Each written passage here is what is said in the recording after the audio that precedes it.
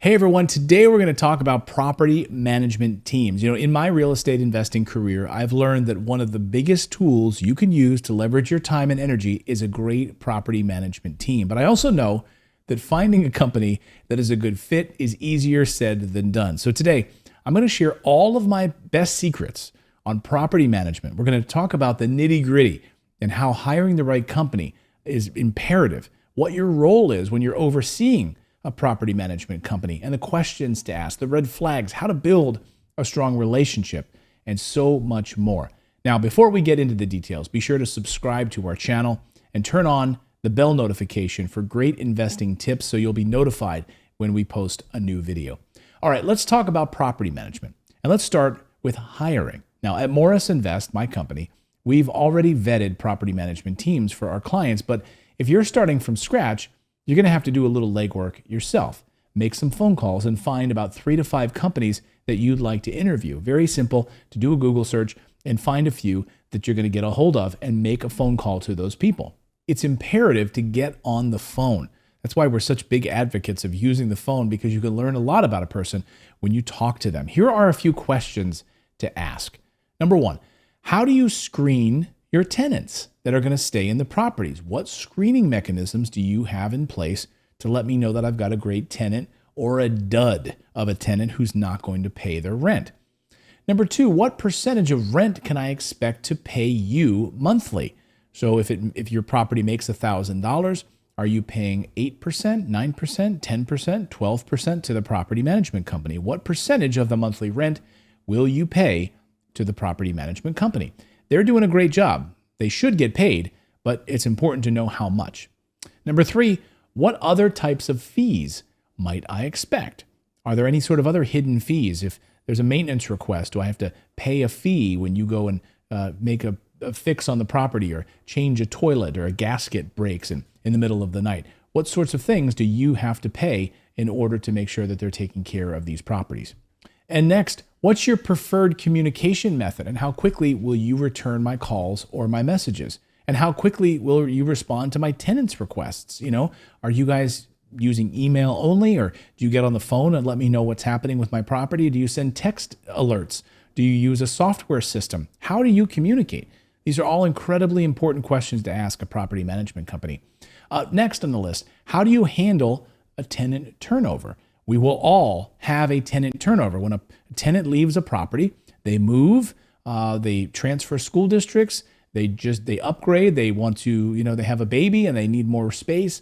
You're going to have a tenant that leaves a property. So how do you handle a tenant turnover? What is the process for then cleaning the property out, getting the carpets clean, cleaning the floors, etc., painting if it needs painting, and then screening and putting out new tenants in the property? How do you handle that?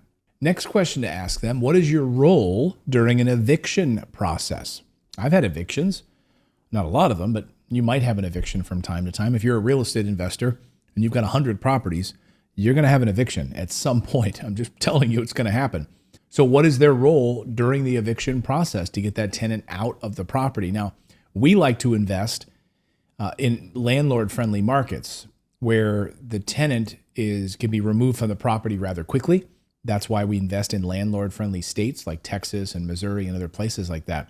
If you go to a non-landlord-friendly state like California, New Jersey, New York, that tenant could end up staying there for a year or longer, not paying. And that's why we like to avoid investing in those states.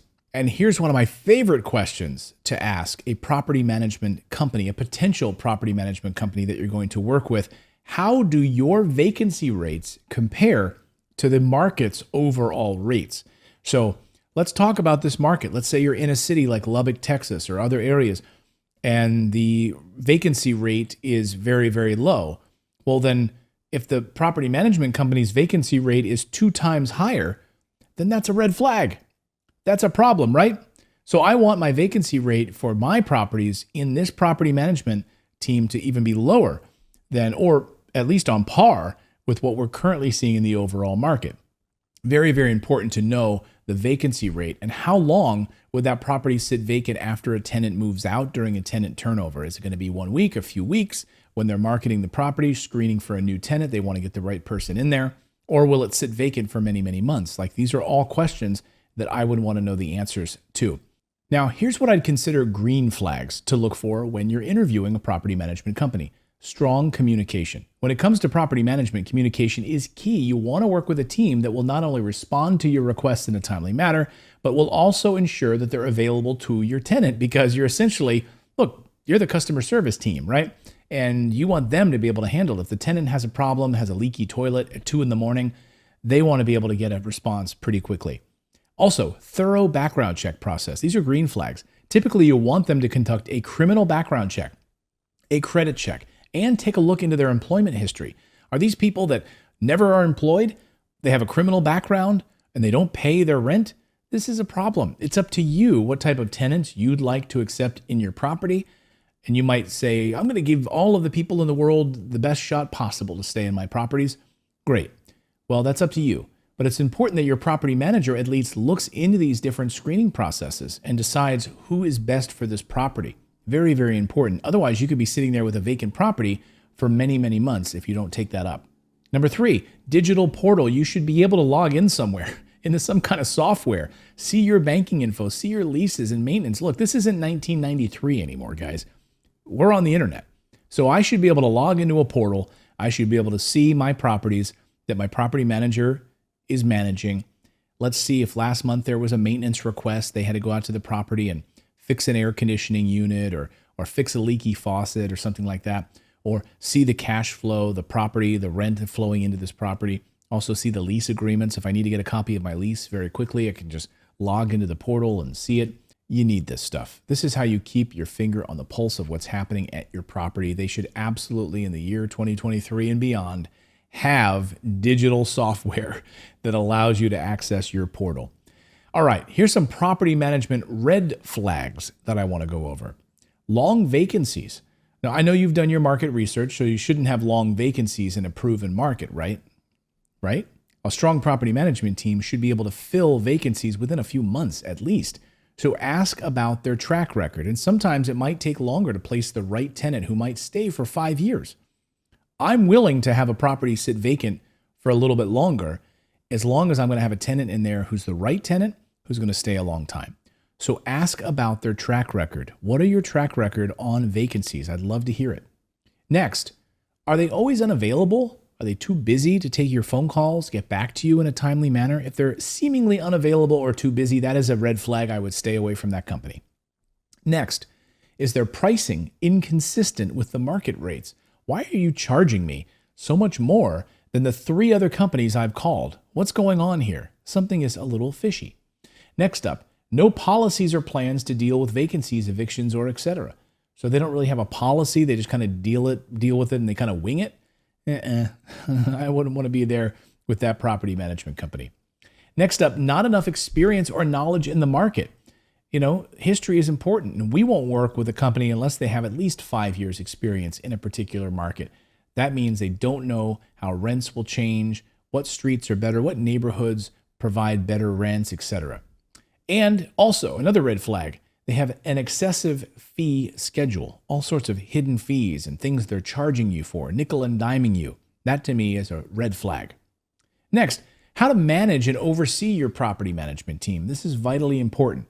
You should be checking in regularly with them, but allow them to do their job. You don't want to be micromanaging them. Otherwise, you might as well be managing the property yourself. But it is important to check in with them from time to time. Don't accept poor behavior and poor performance excuses. If they continually tell you why they can't communicate with you, they can't get back to you on time, they're continually performing poorly, that's time to fire that property management company and move to a better one.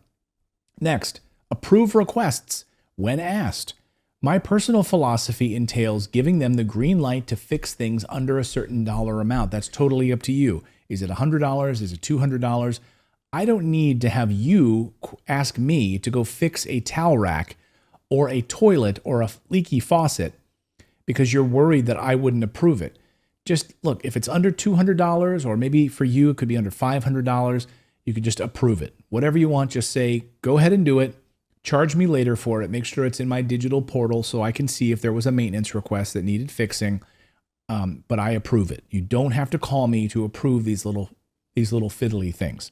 Next, don't try to adjust pricing on your own. Your property manager should have a strong understanding of what's going on in the rental rate, and that's very appropriate. So I can't stand it when a property manager tells you that property, given that street and that school district, should rent for $1,100 a month.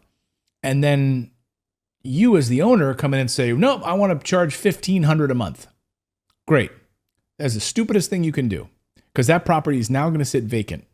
No one's going to rent that property. If they're telling you that the exact same property on that same street in that same school district, other properties have just rented for $1,100 a month, why would you try to artificially change the price to $1,500 a month?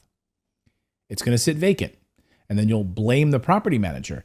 But they know the rates going on that street, so don't step in and try to micromanage them in that way.